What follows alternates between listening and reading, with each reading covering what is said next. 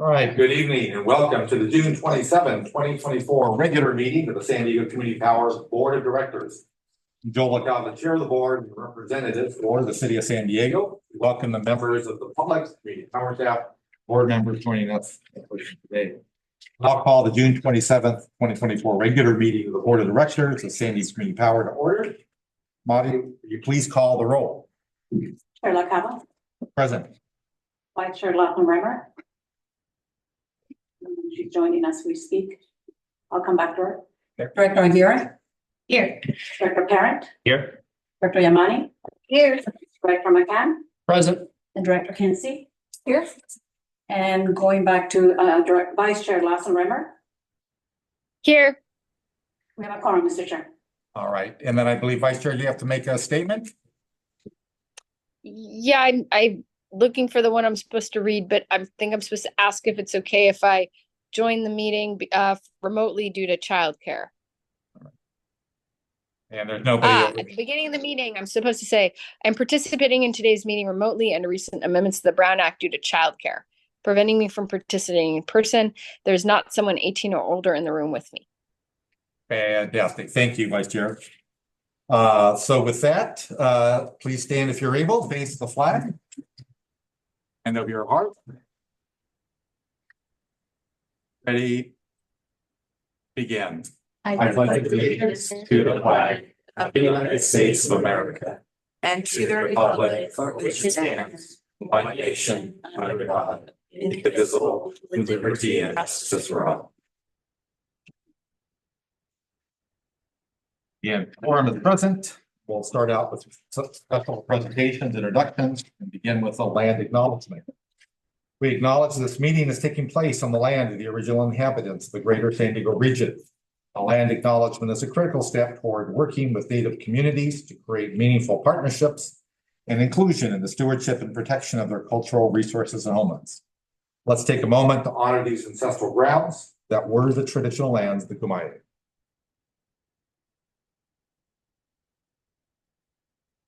With that, we will move now to new hires. So we have two new hires joining the community power team. Michelle Soto, a finance intern, and Kathleen Kramer, a public affairs intern. Want to share a few words about yourself?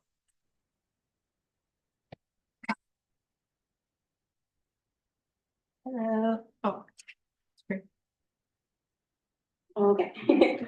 Hello, Director Joe LaCava and the rest of the Board of Directors. My name is Michelle. I was born here in San Diego, and I'm here for the summer. I'm currently studying at UC Berkeley, majoring in environmental economics and policy with a minor in data science. And yeah, I'll tell you guys a little bit more about myself. So born and raised here in San Diego, I was originally from like Chicano Park area, so like Barrio Logan, and then just moving around into like South Crest now. And growing up in that area, me and my siblings all developed asthma, which pushed me towards like the study of environmental science and like environmental justice and all of this. So that's why I wanted to join here at SDCP, specifically as a finance intern, but just in general to like see real action and take this bigger step towards like a cleaner San Diego. Okay. Fantastic. Thank you. Welcome aboard. And is Kathleen here?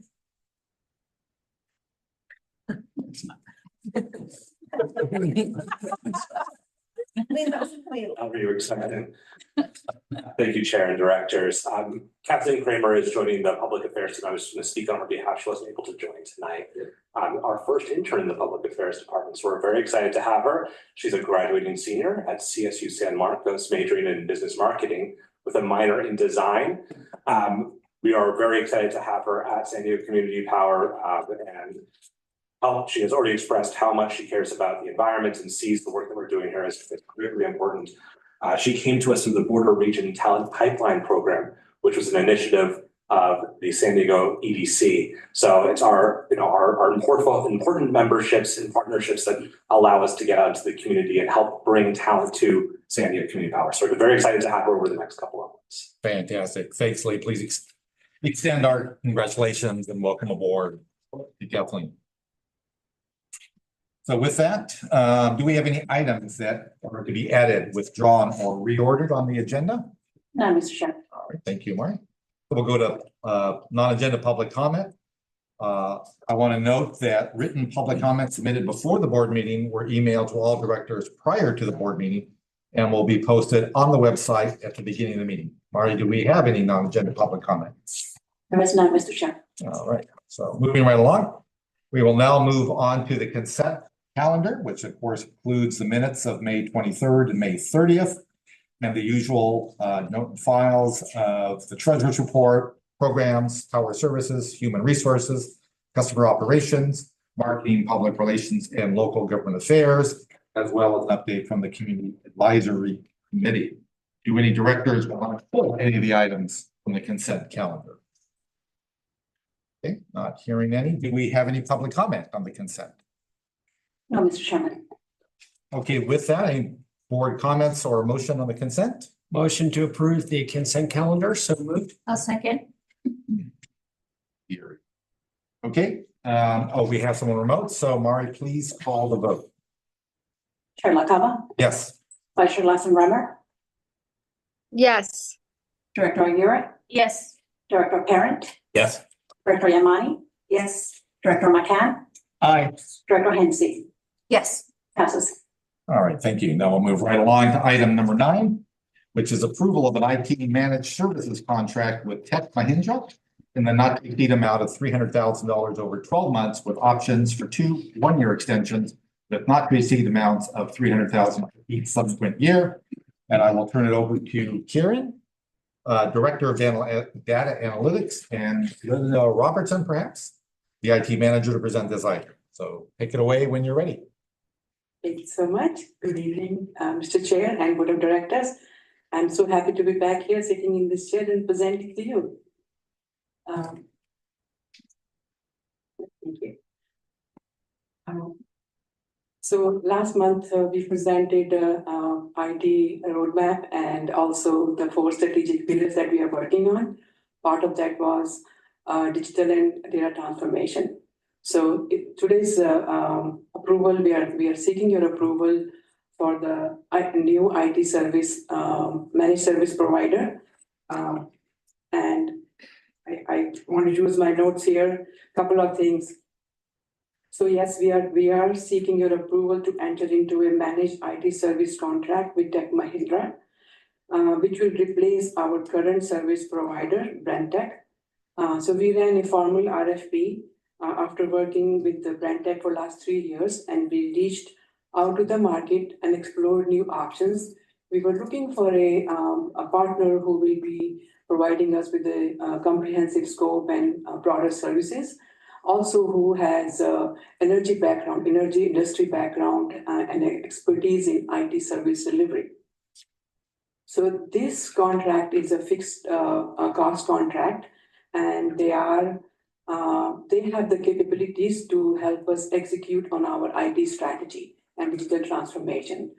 They are helping us with a lot of the subject matter expert who will be not only helping us with the IT, but also how we can play a bigger role in the energy market. So with that, I will turn it over to my first slide here. Linda, why don't you take this? Thank you so much. The focus here would be for them to come on board and allow us to have the time to build our IT internally. With that being said, they still will provide desktop support. They'll still support our Office 365 infrastructure. They still will provide network and security support, software, hardware procurement, and user onboarding. Data backup and on-site conference room setup, off-site event IT support, and internet site, website, and content management, as well as cybersecurity. On top of it, that we'll still be working internally to build our own platform to allow us the time that's needed to transition everything over internally. So they'll continue to provide the support, but we'll be building everything in-house. Next slide, please. The timeline of this RFP started back in April. We issued the RFP. On April the 10th, we had a deadline for the written questions. On April the 12th, we responded to those questions that they gave us. On April the 10th through the 22nd, it allowed us time to review the proposal that was due on April the 23rd, final. And then we did conducted interviews May 2nd through the 3rd. And then we started the negotiation for the contract starting in June. And we anticipate approval to be completed today as we completed the contract today that we presented to you. That conclude? Oh, no, sorry, that concludes our presentation. Fantastic. All right. With that, Mari, do we have any public comment on this item? No public comment, Mr. Chair. Was this heard at FRMC? No, Mr. Chair. Okay. All right, I'll turn it over to board members for any comments, questions, and a motion. There we go. Thank you very much. Now, being familiar with IT, I think you did a great RFP. When I looked at it, I actually was a little surprised that it was such a value, especially if we're getting this type of quality. So I think it's a bargain. And so I will go ahead and move to approve this item. So moved. Thank you. I'll second the motion. That was Director Hensy. Okay. All right, not seeing any other hands up. Then we'll please, Mari, call the vote. Chair LaCava, Yes. Vice Chair Lesson Remmer, Yes. Director Aguirre, Yes. Director Parent, Yes. Director Yamani, Yes. Director McCann, Yeah, aye. Director Hensy. Yes. Motion carries. Terrific. Thank you all. And thank you, staff, for your very good work. Thank you so much. Well, we'll now move on to item 10, regulatory and legislative affairs update. Turn it over to Stephen Gunther, regulatory manager, Aisha Pizza, the senior policy manager, Patrick Welch, senior legislative manager, and one more, Laura. There's too many names to put on the slide. Yeah. We have a joint presentation from the team for you this evening. I will just be your MC and I'll be here for questions, but next slide, please. We're going to start with an update on legislative affairs, which will be provided by Patrick, who is joining us from Sacramento. Thanks, Laura, and board members. Thanks for accommodating me virtually today on the meeting. It's good to be here. I'm going to provide a quick update on 3 legislative items, starting with bills that SDCP is engaged on, followed by a summary of state budget action, kind of some cuts that happened to energy programs this week, and then round out the conversation with some legislative discussions that are happening on energy affordability. Next slide, please. SDCP so far is supporting 12 pieces of legislation. We're moving into the final part of the legislative session. The second House Policy Committee deadline is next week, and the legislature will be moving on to their month-long summer recess, heading back in August for a final month of deliberation on bills. So at this point, we have a pretty good sense of some of the things that are moving forward and some that have failed. Out of the 12 bills that SDCP is supporting this year, 4 so far have failed, unfortunately. One by Senator Steve Padilla that would have made some improvements to the CEQA process for building transmission lines. A second bill that would have implemented AB 2329, a second bill that would have implemented a new decarbonization affordability authority to help pay down costs on ratepayer bills. A third bill, AB 2891, that would have helped SDCP and other load-serving entities get RA value for load flex programs like the one that we are developing. And then finally, AB 817, which was really relevant to the CAC. It would have made some revisions to make it easier for subsidiary bodies, advisory bodies, to meet in a virtual format under the Brown Act. Next slide, please. There are several bills that SDCP is supporting that are still moving forward. SB 59 would task the Air Resources Board with writing rules to make cars bidirectional capable in terms of their charging so that cars can be used for grid purposes. Another bill, AB 1834, would make revisions to a capacity payment mechanism that was established by AB 1373 last year. That's the central procurement bill. This is a ratepayer cleanup to that legislation.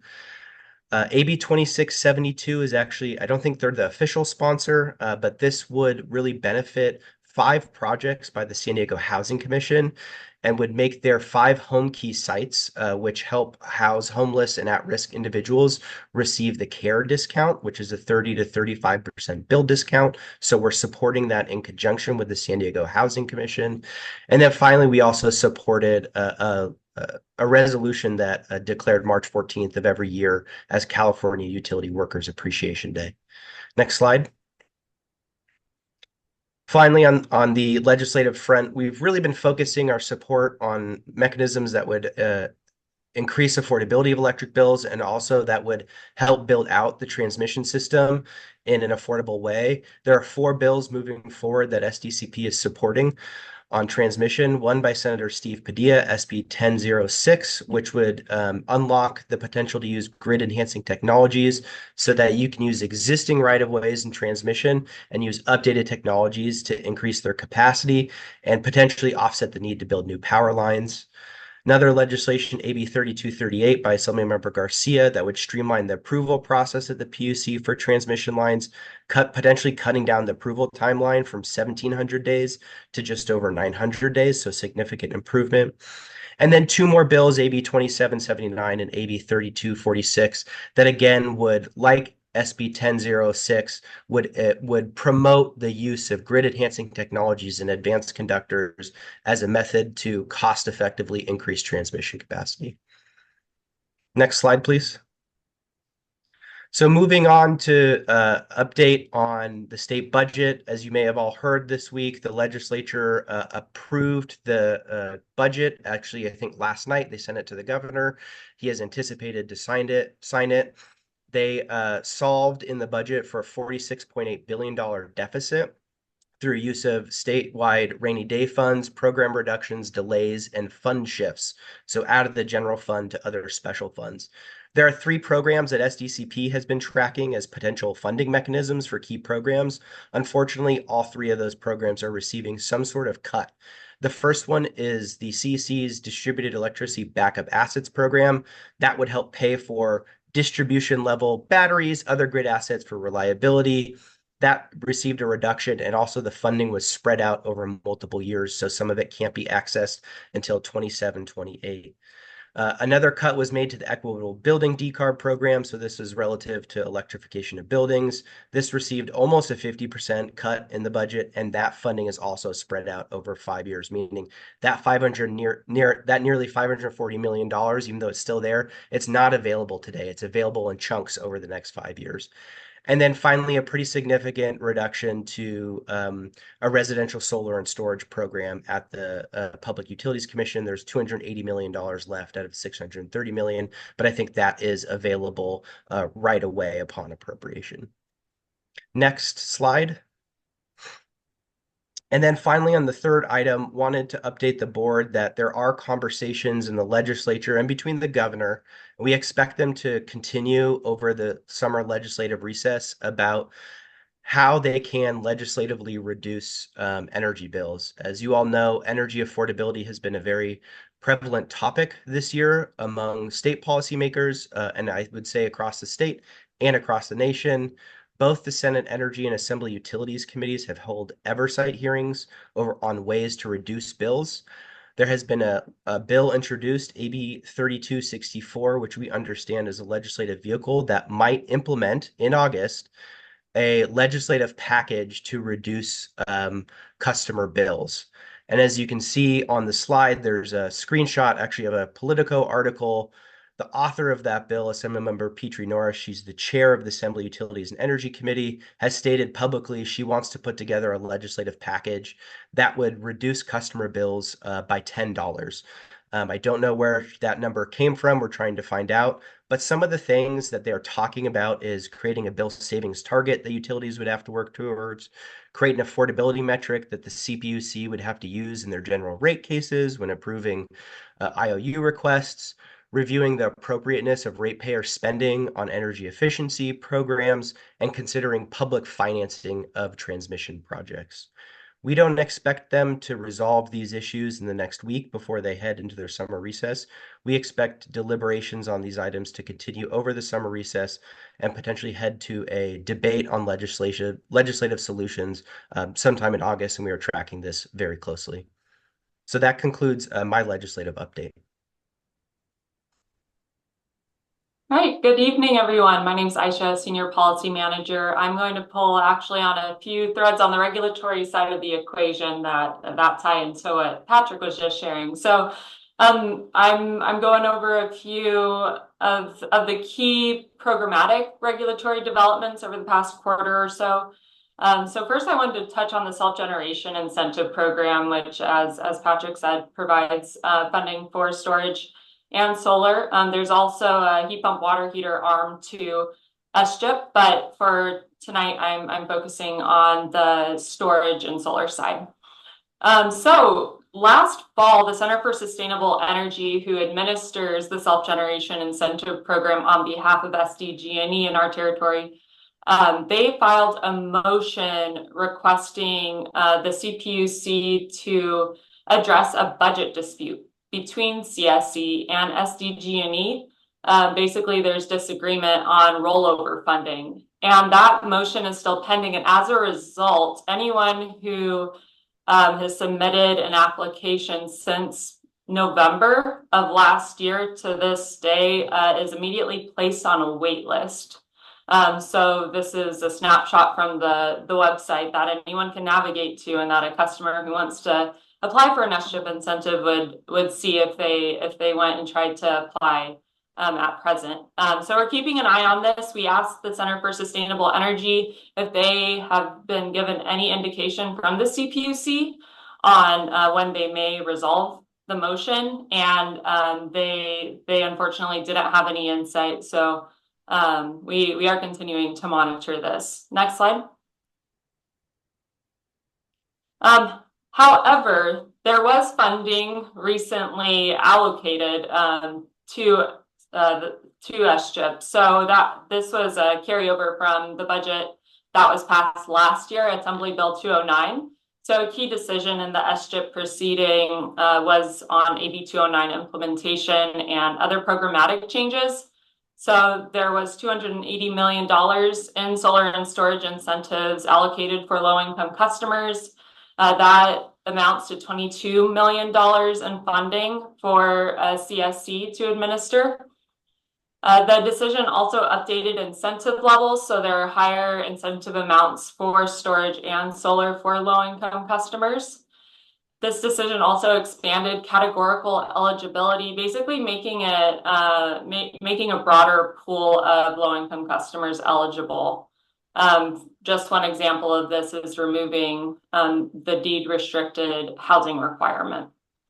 The decision also adopted a 50% upfront payment proposal. The intention of this is to help contractors install more projects more quickly, and then also to help contractors ensure they're not asking customers to make an upfront payment. If they're low income, they don't have the capital to do that. But at the same time, contractors do need to have some income coming in while they're working through their project pipeline. So this proposal was adopted as part of the decision.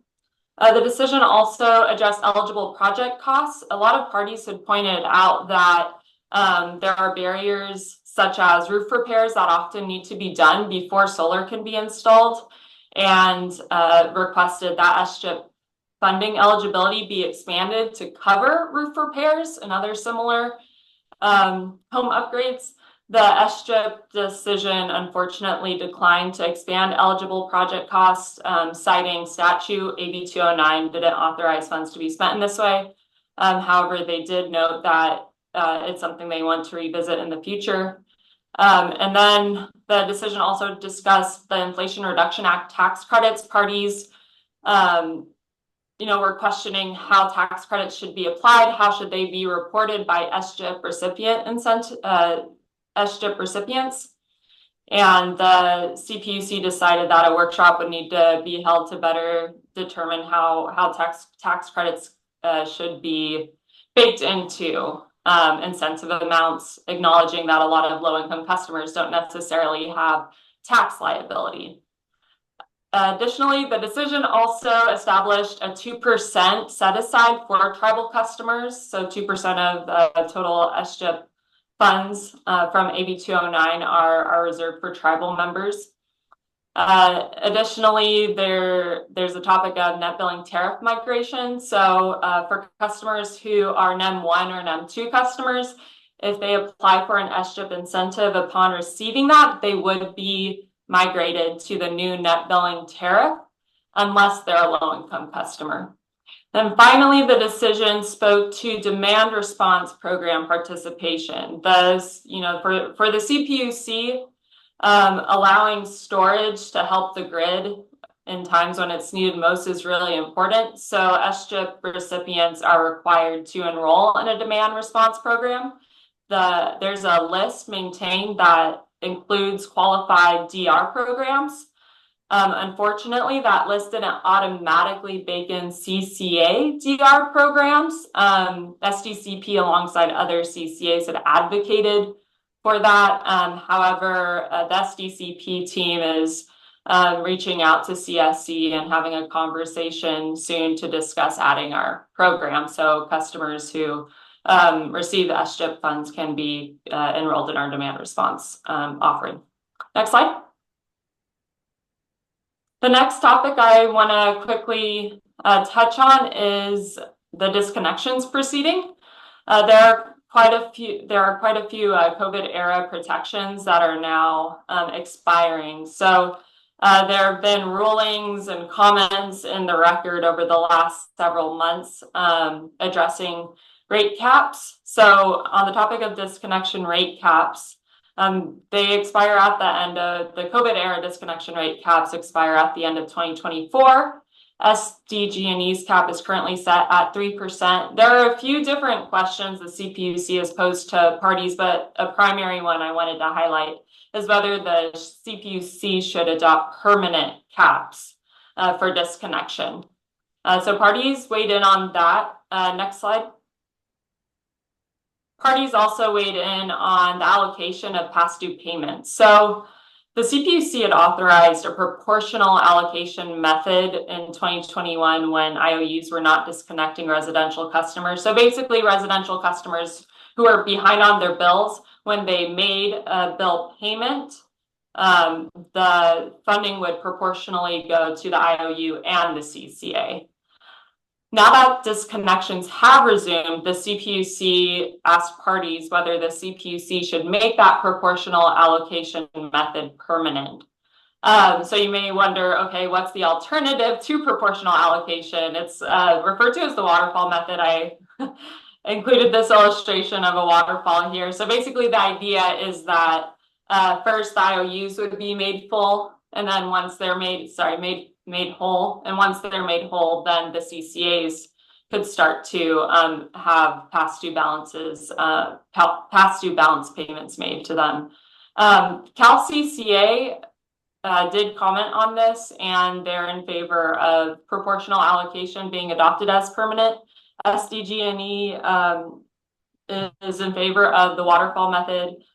So this is another issue we'll continue to monitor and see where things land. Next slide. So I'm ending with good news. For those who haven't heard, our San Diego Regional Energy Network motion was recently featured in a proposed decision. So the CPUC has proposed to approve our motion. So basically approving the full budget amount we requested and approving all of the programs. So this would bring $124 million to our region to bring energy efficiency, demand response, and building electrification programs to underserved and hard to reach populations. This is really exciting. It's a bit earlier than we expected, but very pleased to be able to share this news tonight. As you may recall, back in the start of the year when we had first filed the motion, SDG&E had filed a response to that motion, generally supporting SDREN, but they had also expressed an intent to withdraw from energy efficiency programming altogether. So I just wanted to note that the CPUC in this proposed decision basically stated that it was inappropriate for SDG&E to make the request in response to this motion. So they do not consider SDG&E's intent to withdraw a statement in this proposed decision.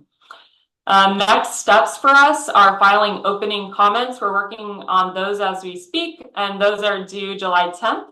And then there will be reply comments that we file, which are due on June 15th. We anticipate that the Public Advocate's Office will likely file opposing comments. They filed opposing comments to our motion a few months ago when it was initially filed, but we also had supporters who filed, so we anticipate those as well. And then the earliest that the commission will vote to approve the decision is August 1st. I will leave it at that and pass it off to Stephen. Yeah, good evening, board. Stephen Gunther, Regulatory Manager at SDCP. My update's not as exciting as Aisha's, but alas, I will provide a brief update on the income graduated fixed charge. So as a reminder of how we got here, legislation was passed in 2022 that authorized the investor-owned utilities to restructure residential rates by shifting some fixed costs that are currently recovered on a cents per kilowatt basis to a set dollar amount. Moving these costs to a fixed charge would also result in a reduction in the volumetric rate. The legislation required that the fixed charge had to vary based on income. So that was then taken up at the CPUC for implementation in the demand flexibility proceeding, which is where proposals were filed last year.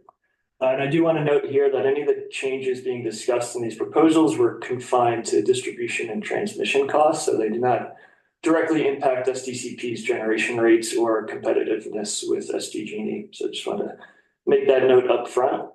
And then the next update was on May 9th of this year. The CPUC adopted a final decision approving the first phase of the fixed charge.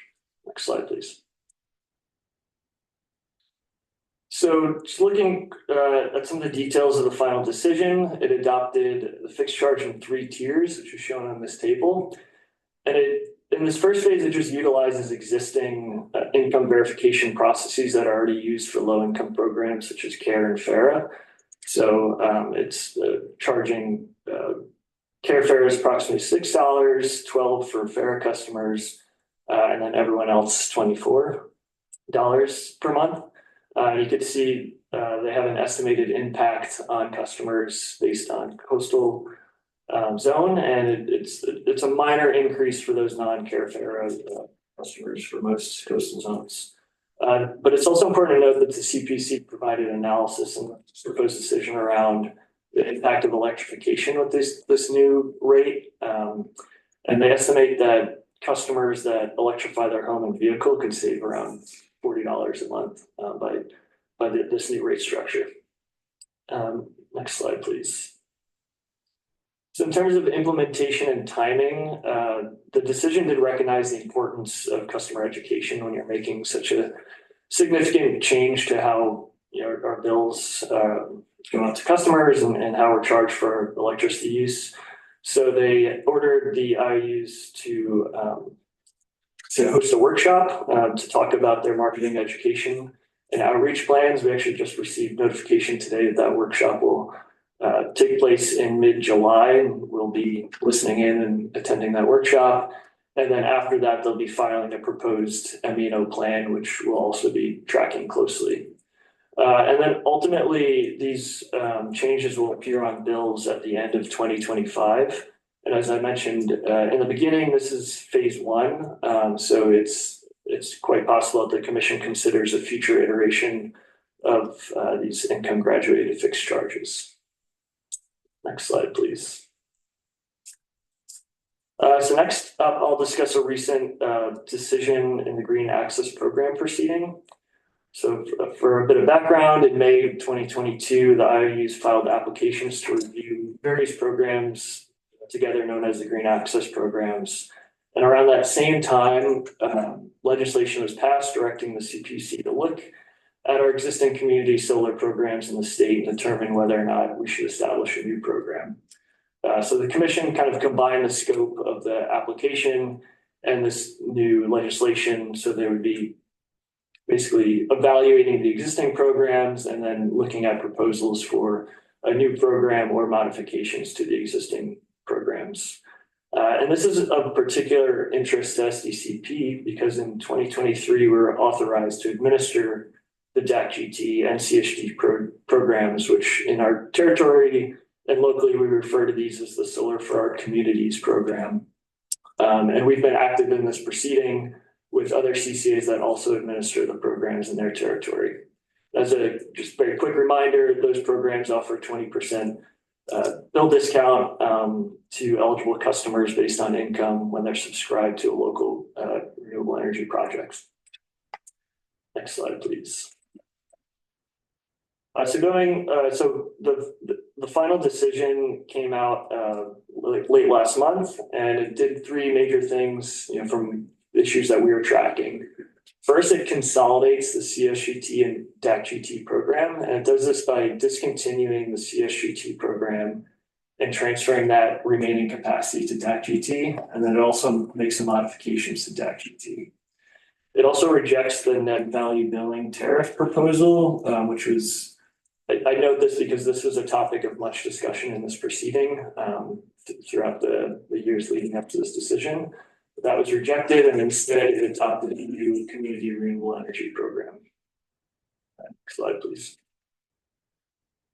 Looking at the modifications to the DAC-GT program, from our perspective, most of these modifications were seen as beneficial. You can see now the consolidated capacity. SDCP now has around 20 megawatts of capacity for the modified program. And some of the modifications I wanted to highlight were expanding the siting requirements. So the projects don't have to necessarily be within the DAC itself. They can now be within a 5-mile radius. So that will hopefully open up some land use for those projects. It'll also update the cost containment cap based on more accurate and recent market numbers, so that additional amount that we could pay developers to incentivize these programs may increase with that cost cap changing. And it also allows the inclusion of storage in solicitations, which SDCP is always interested in pairing our solar assets with storage. So that was also a beneficial change. Next slide, please. And then turning to the newly adopted program, this program will utilize the existing tariffs for the investor-owned utilities, such as the renewable market adjusting tariff and their standard offer contract. And then it would layer on top of that a customer subscription model in which the customers would receive a revenue share of the projects. And this program would be subsidized by $33 million that's already appropriated to the CPUC for such uses. And then they're envisioning that the recent EPA Solar for All grant funding that the state of California won, that part of that funding will go towards this program as well to supplement the customer bill credit.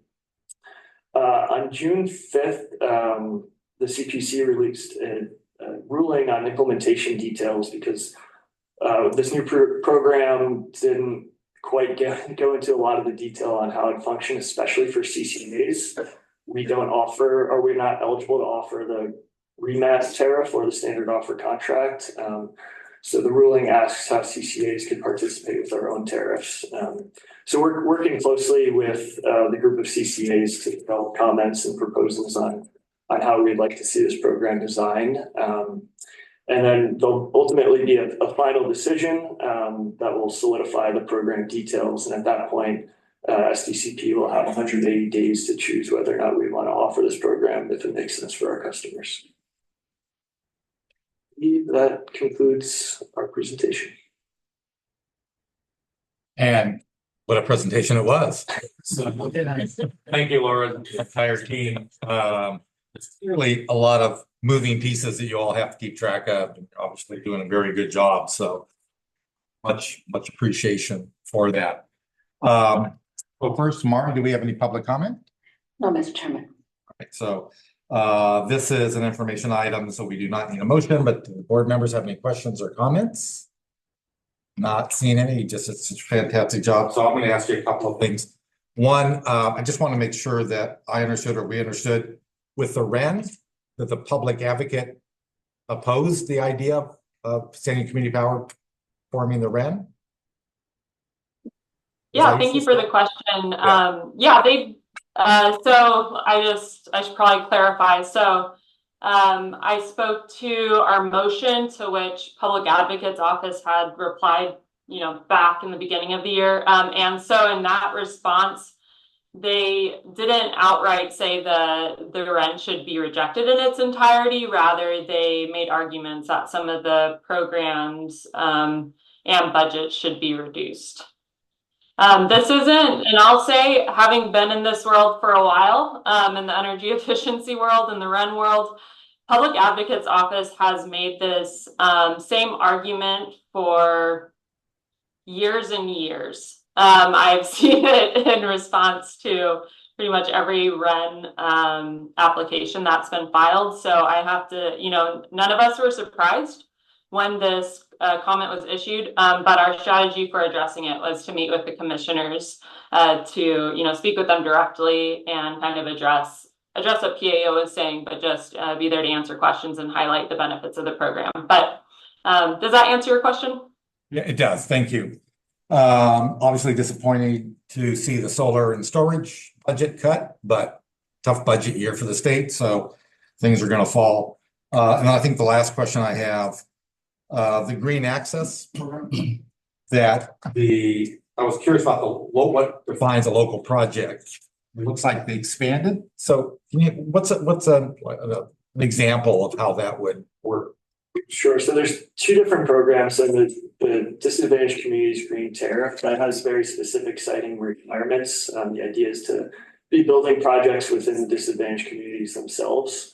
So that one has very strict, you know, it used to be within the census tract and now it's within 5 miles around it. It also has to be a project that is interconnected at the distribution level. So we're talking about smaller projects than utility scale that are hooked up to the transmission grid. And then on the new program, they haven't really put those siting requirements, but it also needs to be hooked up to the distribution portion of the grid. So we're talking these smaller or mid-range projects. There is some debate whether or not local should be within the IOU territory that the CCA operates in, or within the CCA's territory itself. For SDCP, there's a lot of overlap, so it's not as much of a debate as some of the CCAs in the PG&E territory, where they may want, there's just a difference in philosophy of whether or not it should be within the CCA's territory or not. So yeah, the local component that can be designed in our, you know, if we opt to this program, you know, we can kind of put additional siting requirements on top of what the CPC has, but really it's the distinction is that it's interconnected at the distribution level. Okay. I'm kind of curious about that. I don't want to take up any more time, so maybe I'll follow up, but thank you. Again, thank you, Laura. Thank you, everybody that provided this update. It was good to get this all in one fell swoop as the legislature starts to wrap up. And unless there's any objection, we'll just accept and note and file this. So thank you very much. So we'll move on to item 11, which is consider approval of a second revision of the reserve policy. And I'll turn it over to Tim to present this item.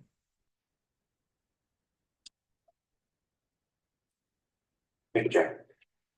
Good evening, Chair LaCava, Vice Chair Lawson, Board of Directors. My name is Timothy Magoma, Director of Finance for Sandy Community Power. I'm here with an item for approval of a second revision to the investment or reserve policy, with a recommendation to approve the second revision to the reserve policy. Next slide. So kind of since the inception of SDCP, just through prudent decision making by the board, SDCP has established a lot of cash in its first 4 years, more cash on hand than any other CCA in its first 4 years. And so through today, and as adopted or approved by through the Treasury Report earlier by the board, We're currently at $361 million or 124 days cash on hand. And then just looking through our reserve policy, the current reserve policy has a target of 90 days cash on hand. So we've since exceeded that target. But our strategic goals did say that SDCP would try to establish kind of a higher level goal of 180 days cash on hand. So kind of the first reason, probably the main reason why we're establishing this update to the reserve policy is to align SDCP's reserve goal target with our current reserve build, especially since we're over and above the 90 days cash on hand in the original reserve policy. Next slide. So the reserve policy does propose a few other revisions. Kind of on the left is the key, major things in the original reserve policy.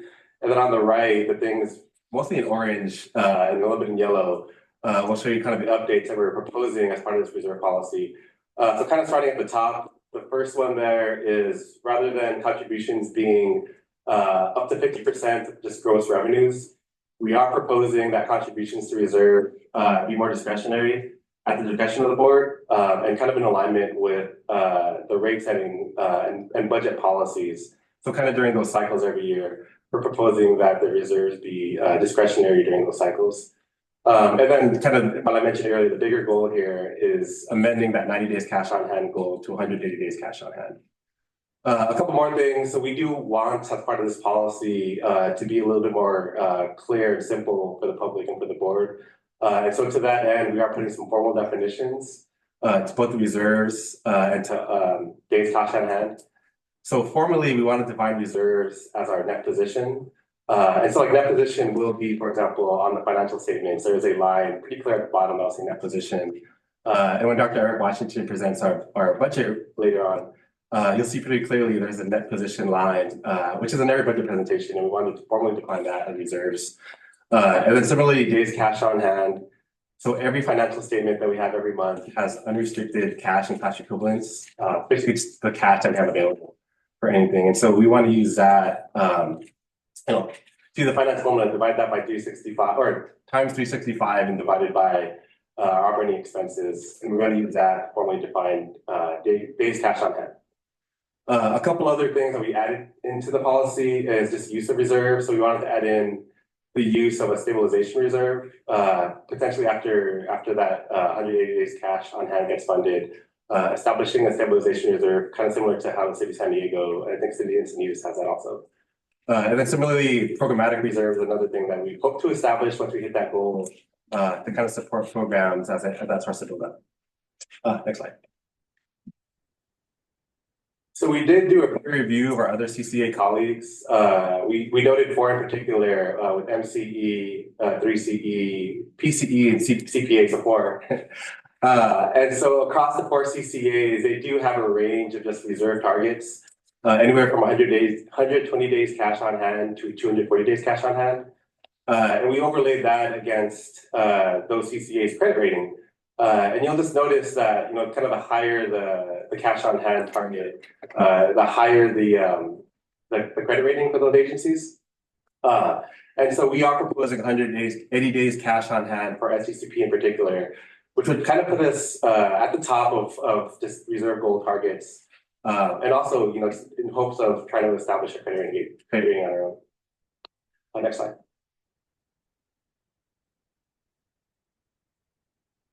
And with that, Chair, that concludes my remarks, and I'll turn it back over to you. Thanks. All right, thank you, Tim. And with that, Mari, we'll turn over. Is there any public comment on this one? There is none, Mr. Chair. All right. So I'll turn it over to the board members for comments, and we will need a motion to the FRMC talk about this. Thank you, Chair. The Financial and Risk Management Committee fully reviewed, had a great presentation. Thank you, Tim, on this.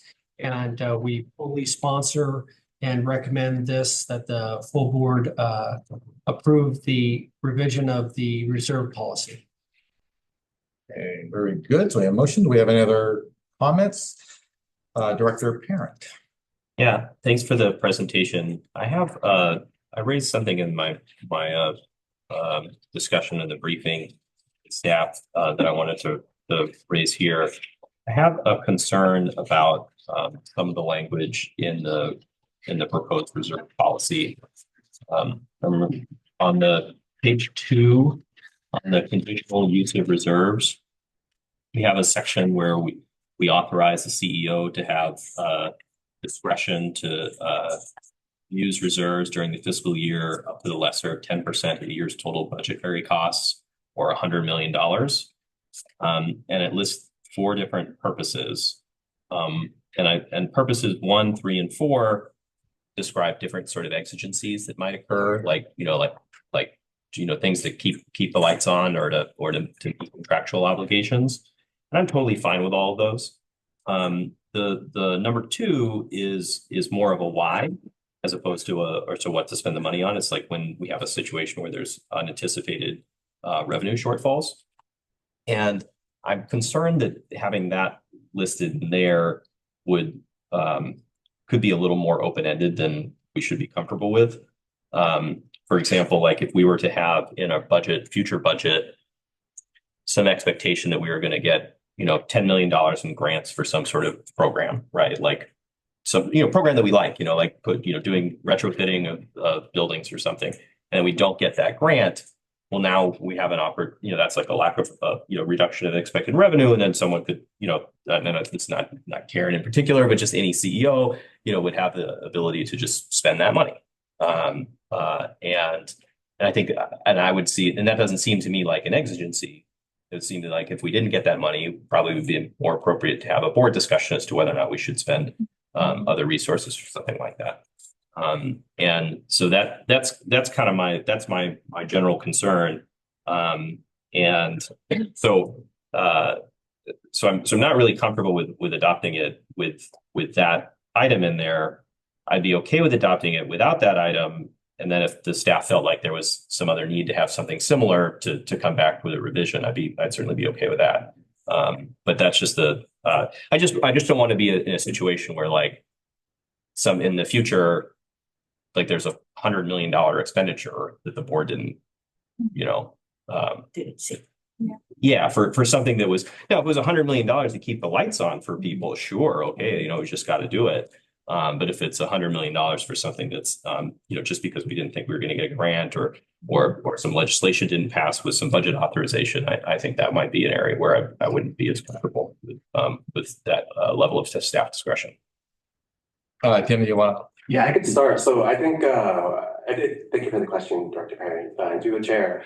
I think one of the important points with the reserve policy is the reserve policy, the intent of it is for day-to-day management. So the example I would give is if there's a heat wave, for example, then we'll have collateral calls from the California Independent Systems Operator. And if it's a prolonged heat wave, those can be, collateral calls where it's tens of millions in any given day. And so the intent really is for those kinds of revenue shortfalls on a day-to-day basis, where, for example, if there's a prolonged 2-week heat wave, it's a real possibility that there could be a revenue shortfall that will remediate itself as the CAISO kind of does their settlement. And so I guess to my second point, Dr. Washington later will present the budget. And so this reserve policy doesn't include appropriation of any reserves, right? So then if we ever did need to actually access those reserves over and above kind of the appropriation for the year, we would need to go back to the board in those cases. So the intent really is just day-to-day management, not exceeding that appropriation. So for example, to hammer home the point, in this year's budget, I think we have a $34 million net income, which is our reserve, right? And so if we ended up using, let's say, the $100 million, we would anticipate during this fiscal year to get that $100 million back. Otherwise, we'd have to increase that appropriation level. So really, the intent really is kind of day-to-day management as opposed to actually accessing those funds without board approval. If that makes sense. Yeah, and I'm sorry. Go ahead. If I may, just to add to that, Council Member Parent, Director Parent, specifically to item 2, unanticipated revenue shortfalls. We're in a pretty highly competitive rates market now. So we've been fortunate to be able to maintain a 95% participation rate, but there may be rate action where we might experience a higher opt-out rate, which would lower our participation rate. So that would be an action that would be unexpected, that we may have to dip into reserves to fill that shortfall. From a programmatic perspective, any grant funding or dollars that would come into the agency would actually be reported under our capital investment plan, which I'll also speak to in the budget. And we don't necessarily budget for those types of funds in our capital budget. Yeah, but I think both of those are good examples where that you both described, where I think I agree that it would be appropriate to have discretion for staff to utilize those reserves. I also think they would be covered by the bullet points 1, 3, and 4 in the proposed policy.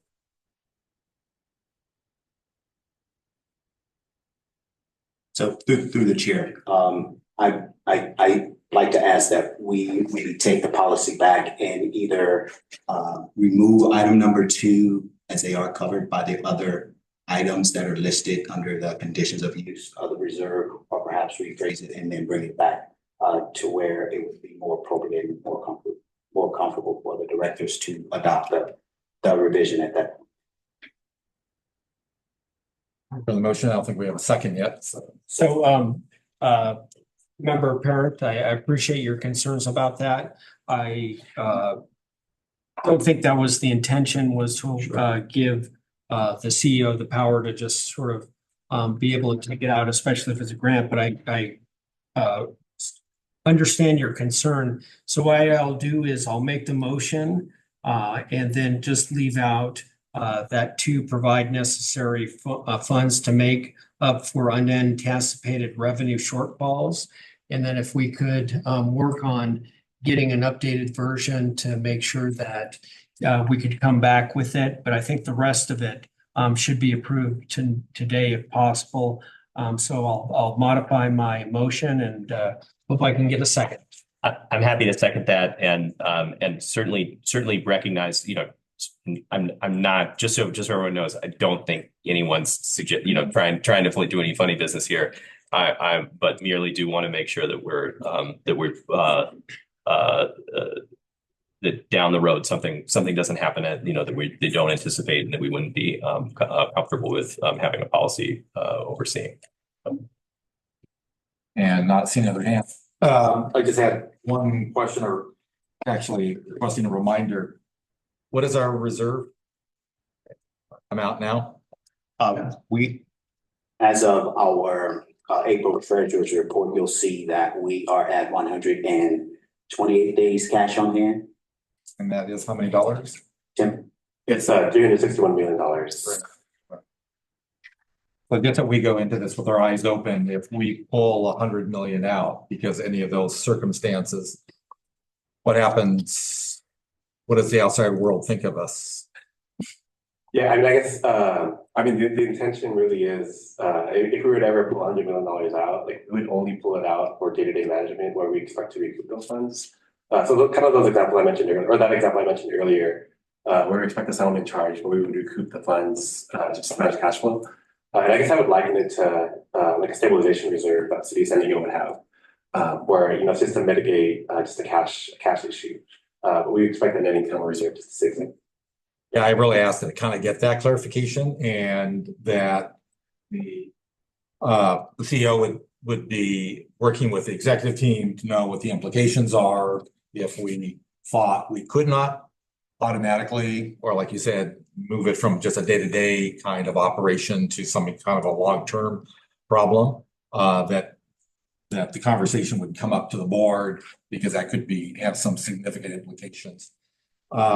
But I'll add that I appreciate the work to say, not just rest on the laurels. We set a 90-day target. We're past that. We'll just sit like that, but to actually raise the target up to 180 days as we've been talking. So I appreciate staff and everybody who works on this to kind of keep raising the level. And I should interject here. I can't see the vice chair, so if she raises her hand or something, please let me know. So good, Mr. Chair. So I know she would let us know, but just in case. Don't worry. I'll absolutely let you know. Yeah. You know me. You know me. Yeah. All right. So we have a motion by Mayor McCann. I keep calling you different things at different times. Councilmember Pivot second. to move the staff recommendation with deletion of the line, provide necessary funds to make up for anticipated revenue shortfalls, with the idea that staff would return with perhaps some alternate language or refinement of that. So with that, Mari, please call the vote. Chair LaCava, Yes. Vice Chair Lawson Rummer, Yes. Director Aguirre. Yes. Director Parent, Yes. Director Yamani, Yes. Director McCann, Aye. Director Hensey. Yes. Motion carries. All right, thank you. Thank you for the good work on that, Tim, and everybody. Very much appreciate it. So we'll move on to item 12, which is to consider approving an investment policy revision. I'll turn it over to Dr. Washington, our Chief Financial Officer, Treasurer, and Tim will continue as well. Thank you, Mr. Chair. To the Chair, Vice Chair, and Directors, we are seeking approval from the Board for Resolution number 2024-4, adopting the first revision to the San Diego Community Powers investment policy. Next slide, please. So just as a reminder to the Board of Directors to outline or remind the Board of our policy timeline. So the Board adopted the initial investment policy in May of 2023, where we shortly thereafter in December issued an RFP to identify an investment portfolio management services provider. In January 2024, as a result of that RFP, we selected Chandler Asset Management, which is a local investment group out of La Jolla. In February 2024, we brought before the Board services agreement, which the Board approved. Shortly thereafter, we shared our initial policy with Chandler Asset Management for review. They provided us feedback and made recommendations for revisions to our initial policy, which we've adopted. And we're standing before the Board today to seek approval for those revisions. Next slide, please.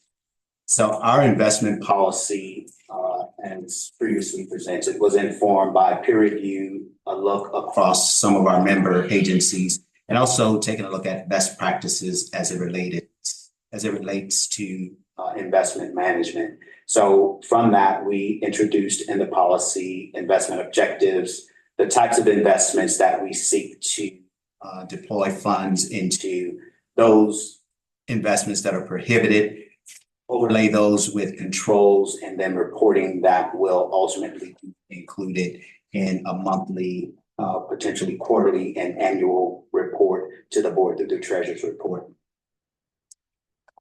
Next slide, please.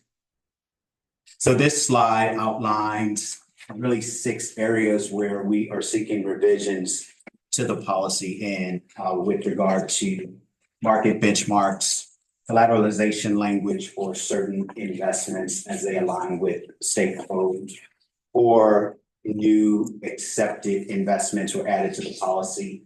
We renamed and sort of reframed our risk management definition or language in the policy to also include diversification, updated our glossary to point to the additions of the acceptable investments, and then lastly added a prohibited investment at the recommendation of the investment advisor. Next slide, please. So under the acceptable investment types highlighted in blue, you'll see those investment types that were added, including medium-term notes, pass-through securities, municipal securities, and supranationals. All of these are defined in the glossary updates in the policy. Next slide. And then one prohibited investment type was added as it aligns with SB 1489 that limits the amount of time that that investment would need to be settled to 45 days. I'd like to add also under the risk management and diversification update in the policy, it really frames for us the limitations with regard to concentration in our investments and the maximum term for most of those investments, as well as making sure that we don't over-invest in any single investment instrument. Next slide, please.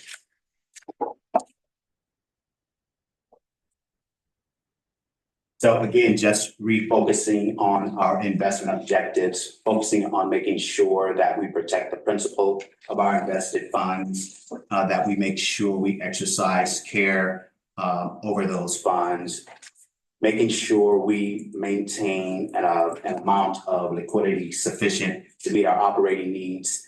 Said differently, making sure that we don't invest too much into long-term assets or investment instruments that would limit our ability to draw those back to cover liquidity needs, and then to maximize to the extent possible our investment, our return on those investments. Next slide, please. So, Mr. Chair, that concludes the presentation on the investment policy revision that we're seeking approval for this evening. Thank you. All right, thank you, Dr. Washington. Thank you for the good work of going through that, especially with the advisor. Mari, do we have any public comment on this item? No public comments, Mr. Chair. Okay, we'll turn it over to the board for comments and a motion. I believe this also was heard by FRMC. Mayor? Thank you very much. Thank you, Tim. Thank you, Dr. Washington. On the investment policy revision, we were very pleased to see some key financial directives and being able to protect our financial investments. And the Financial and Risk Management Committee fully received a presentation, reviewed, and we unanimously recommended to bring this to the board for the approval. Unless there's anybody else would like to do it, I will go ahead and make the motion to approve it. A second. Second by Yuri. All right. Other board members, any questions, comments, concerns? Hearing none. All thank you. I think I kind of raise this on behalf of serious. Is there actual exclusions in terms of kind of investment or industry that we would not invest in? So thank you for the question, Mr. Chair. So with our management directive to the investment advisors, we've directed them to really focus on ESG type investments. They're aware of our mission and our vision and the things that we hold in high regard with respect to things that we value as a clean energy provider. So yes. Okay, great. Thank you for that confirmation. All right, unless there's not seeing any other comments, Mari, please call the vote. Chair LaCava, Yes. Vice Chair Lassen Bremer, Yes. Director Aguirre, Yes. Director Parent, Yes. Director Yamani, yes, Director McCann, Aye. and Director Hensey. Yes.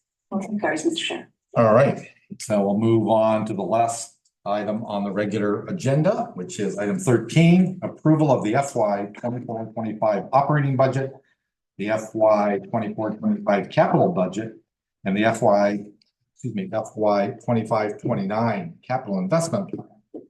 Turn it back over to Dr. Washington. Sure. Thank you again, Mr. Chair, to the Vice Chair and Directors.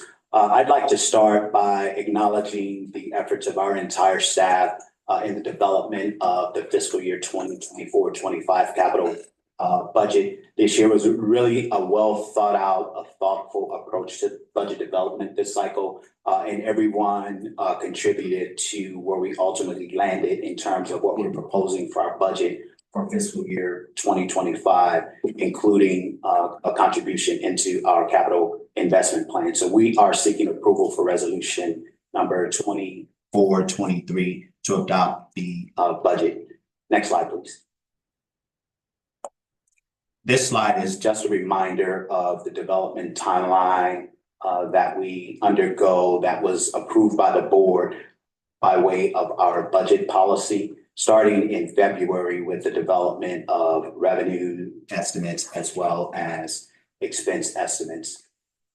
Rolling into the March-April timeframe when applicable, there is a conversation with regard to our budget in our strategic planning session. And then, of course, internally, the conversation and discussion and contributions with staff in developing our operating budget. Then rolling into May, where we've historically made a presentation to the Finance and Risk Management Committee, and then also a presentation to the board of a preliminary draft of our fiscal year budget. rolling into June, where we revisit the budget with the Finance and Risk Management Committee, as well as make a presentation to the Community Advisory Committee, and then ultimately coming before the board for adoption of the budget or approval of the budget for implementation on July 1st. Next slide, please. Our budget continues to be guided by budget principles that ensures we develop a responsible and sustainable budget, maintain sufficient funds and reserves to continue to operate as an organization while keeping some visibility on what the future holds for us as an organization. We like to provide an easy to understand and user-friendly budget, both internally and for external users or reviewers of our budget. Develop the budget within a framework of public agency guidelines, overlaying those with best practices. We engage with the board, our constituency groups, and the public to make sure that the sustainable energy needs are factored into our budget development. Make sure that we keep the board as well as our executive team and internal staff aware of where we land with our budget. And that's reflected in our monthly treasurer's report that we bring before the FOMC and usually to the board, making sure that we prioritize the communities and the people that we serve with a degree of transparency. Next slide, please. So just wanted to highlight some key components or just a few items in our budget for fiscal year 2025. We are being thoughtful in terms of our staff growth, growing smartly.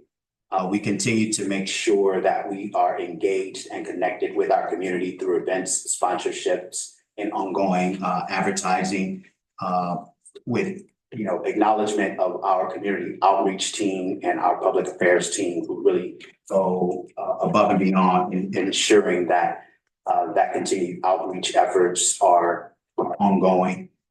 Projected projects added to our capital investment plan for non-recurring costs in addition to programs that we'll be supporting, and I'll speak to those shortly. And then also just being smart in terms of reviewing our external professional services agreements and managing costs, and to the extent possible, which of those agreements or services that we could potentially bring in-house. Next slide, please. To summarize where we landed this year with our proposed budget, you'll see that we have budgeted for a net revenue of $1.18 billion in terms of net revenues.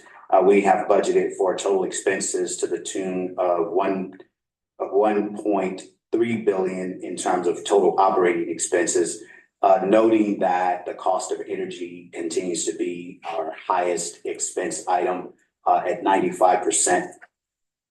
This year, we allocated $15.2 million to our capital investment plan to support various programs.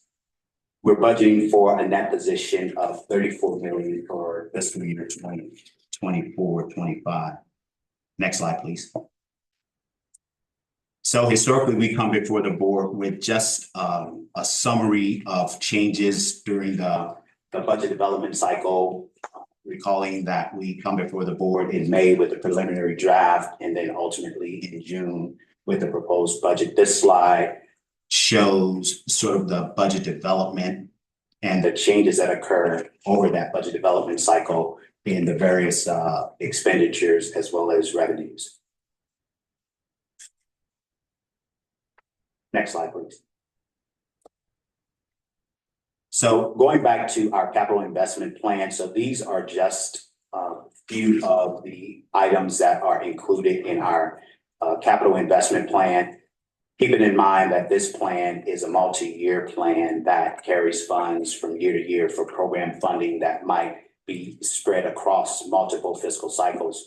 So we're supporting a solar battery savings program, the Regional Energy Network, which Aisha spoke to in a previous presentation, green tariffs, community grants, a solar storage feasibility study, as well as commercial and industrial customer incentive programs. Next slide.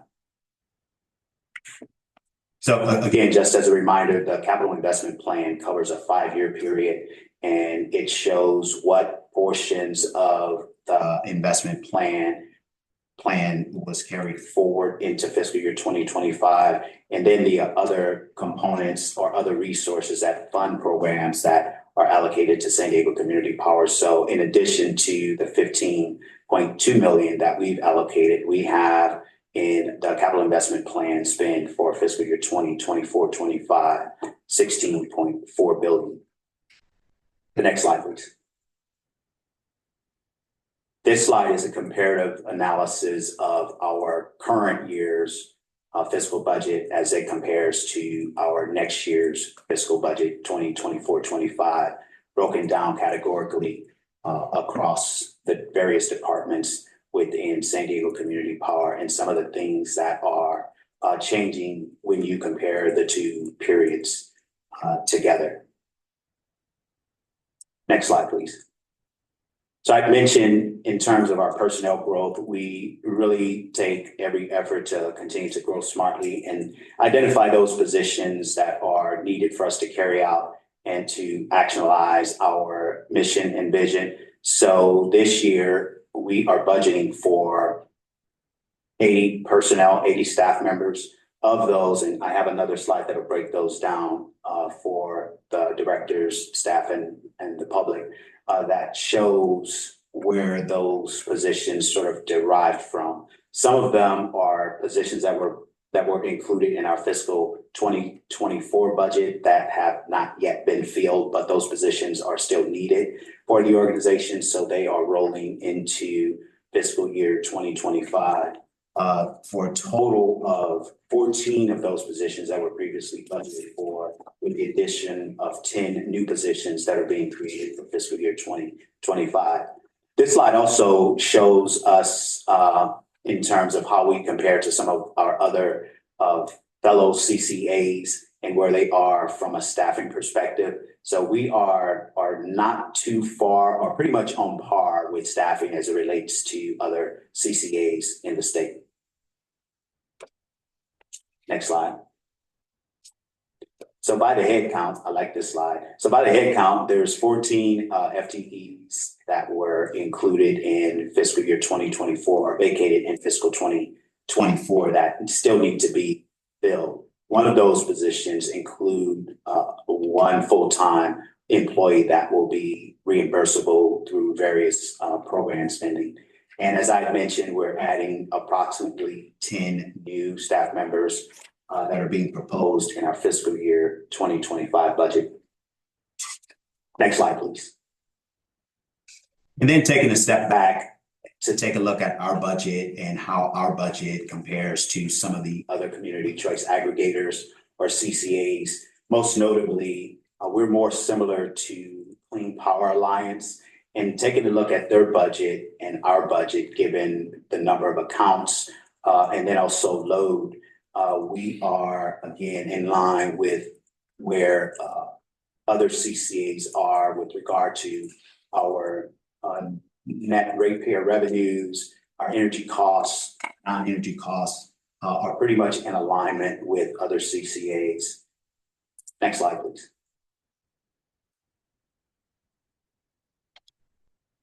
So, Mr. Chair, that concludes my presentation of the fiscal year 2025 proposed budget that we're seeking approval for this evening. Thank you. All right. Thank you, Dr. Washington. And I would be remiss if I didn't note that I'm old enough to remember when the budget was like not much more than a spreadsheet. And now we have this 130-page document that really tells the story of everything the community power is doing. So thank you for really stepping up. I mean, everybody that was involved in this to really tell the story of what we're doing, why we're doing it, and why we're doing so well. So thank you for that. Thank you, Chair. So with that, Mari, do we have any public comment on this one? No public comment, Mr. Chair. All right. So I assume we'll turn this over to Mayor McCann. This with the FRMC or Mayor Murray. Sure. Again, This was seen by the FRMC committee. We fully reviewed it, had a full presentation, and we again unanimously sent this to the full board for approval, and I'll go ahead and make the motion. Okay. Mayor Geary? Thank you, Chair. Just a quick comment. I just want to commend Dr. Washington and the entire team for your hard work on this. I think it's a pretty well-balanced budget, and I just appreciate how you have kept us all abreast of even the steps, even the preliminary budget, the pre-budget to the budget. So I just appreciate everybody's work on this, and I'm happy to second the motion. Thank you. Comment, Councilmember Parent. Yeah. Every done. Yeah, it's good. I can't. Yeah, thanks for this. The only thing I just wanted to just ask, and this is not just related to the budget, but it is a well-constructed 130-page document with a good table of contents. It would be easier to navigate it if it had page numbers, though. And this is a couple of, I've noticed this a couple of times in San Diego Community Powers documents, just in this agenda too. Probably an artifact of people designing and collaborating on PDFs, right? But sometimes we have to navigate these things on paper. So just want to ask that and recommend it to all the staff as you're preparing materials. It's always a good practice to put a page number on a document. Thank you. Well said. Director Imani. Thank you, Mr. Chairman. I just wanted to request for that page that says budget changes by category. Can I get that via email, please? Thank you. Yes, we'll make sure to provide that to you. Thank you. Vice Mayor. Good point. All right, not seeing any. We have a motion by Mayor McCann, a second by Mayor Geary. Mari, please call the vote. Chair LaCava, Yes. Vice Chair Lawson-Werman, Yes. Director Aguirre. Yes. Director Parent, Yes. Director Yamani. Yes. Director McCann, Aye. Director Hinsey. Yes. Carries, Mr. Chair. All right, thank you, everybody. Again, thank you to everybody that was involved in all the items on the regular agenda. Very, very good work. So now I'll turn it over to the report. We have a report from our CEO, Karen Burke. Yes, we do. And you're ready. Thank you. Good evening, members of the board. Morning, Chair. All right, so the Community Power Team, along with Mayor Aguirre and Councilmember and Parent, recently attended the Equality Awards, which is a celebration of those who have fought for justice and equality in the LGBTQ+ community. Members of the SDCP team also joined the San Diego Regional Chamber of Commerce and nearly 100 local leaders, including Councilmember Parent, for the Chamber's annual leadership delegation to Sacramento last week. My colleagues Ashley Rodriguez, Jen LeBron, Patrick Welch, and I had the opportunity to discuss the issues impacting the communities we serve and how state officials can best support each. Slide. All right. SDCP also attended the San Diego Regional EDC Dinner, a celebration of their commitment to creating a stronger San Diego through inclusive and collaborative economic development. It was wonderful to see many of you and our member agency staff on the field at Petco Park. Speaking of Petco, the Padres and Petco Park were recently awarded the Play to Zero Energy Champion Award by the Green Sports Alliance. SDCP is proud to partner with the Padres to provide 100% renewable energy and keep Petco Park clean, green, and sustainable. Earlier this week, I attended Civic Well's California Climate and Energy Forum, where regional leaders in energy and climate action came together to collaborate and work towards advancing fair and equitable climate change and energy practices. Next slide. Also attended the American Public Power Association's National Conference, along with Patrick Welch, held right here in San Diego. This conference brought together public power professionals from around the nation and featured dozens of impressive speakers, including Cal CCA Executive Director Beth Vaughn.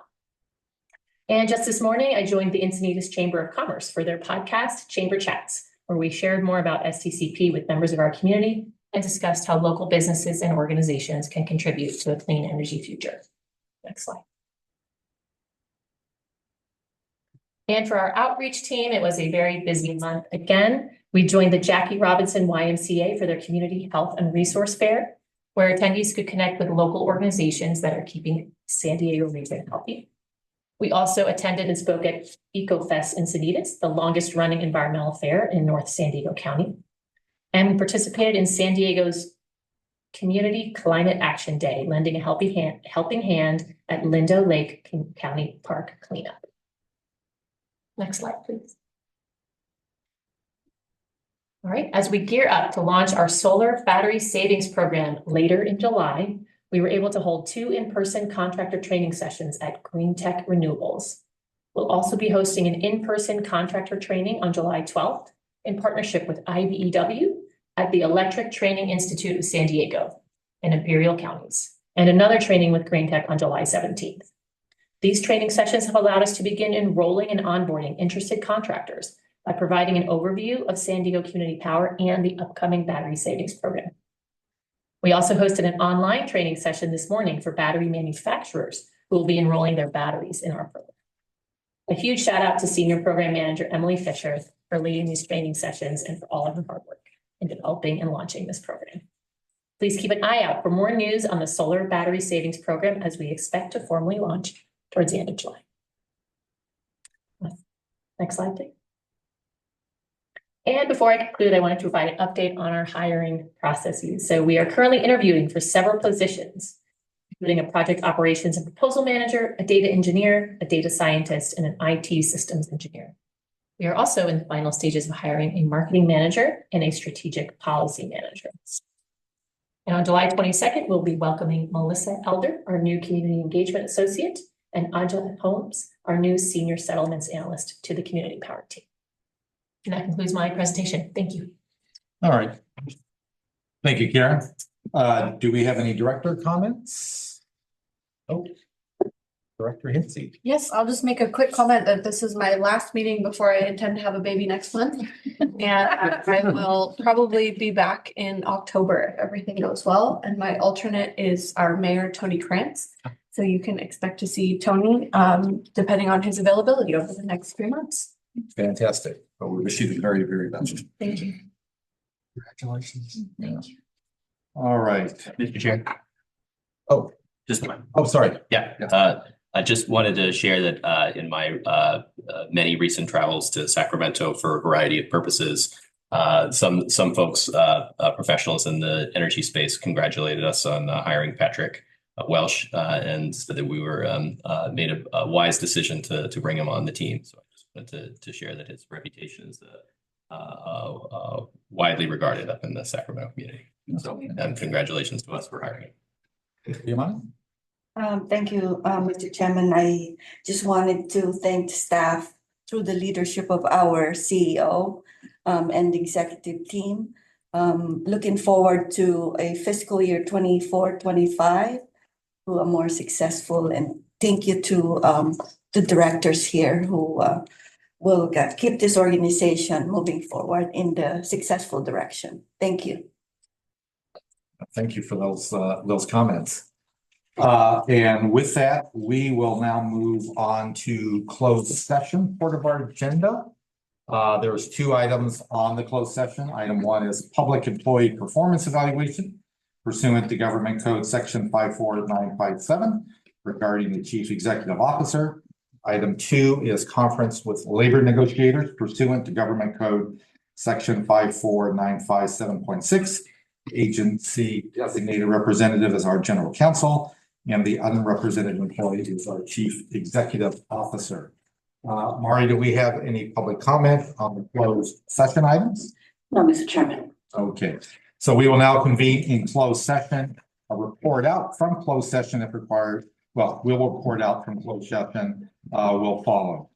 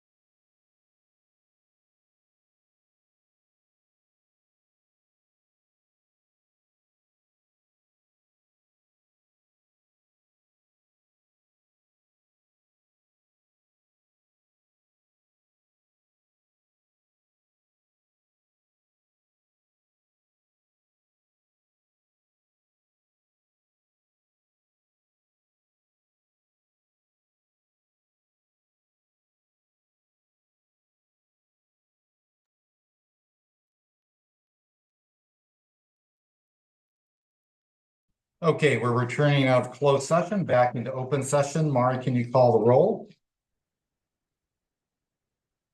Chair LaCava, Present.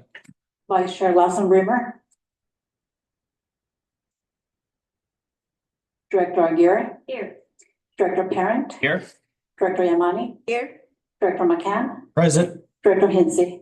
Here. We have a quorum, Mr. Chair. I'll call on Vice Chair Lawson Rimmer. You have a quorum, Mr. Chair. Okay, thank you. Vera, is there a report out from closed session? There were no reportable actions that were taken in closed session today. All right, thank you.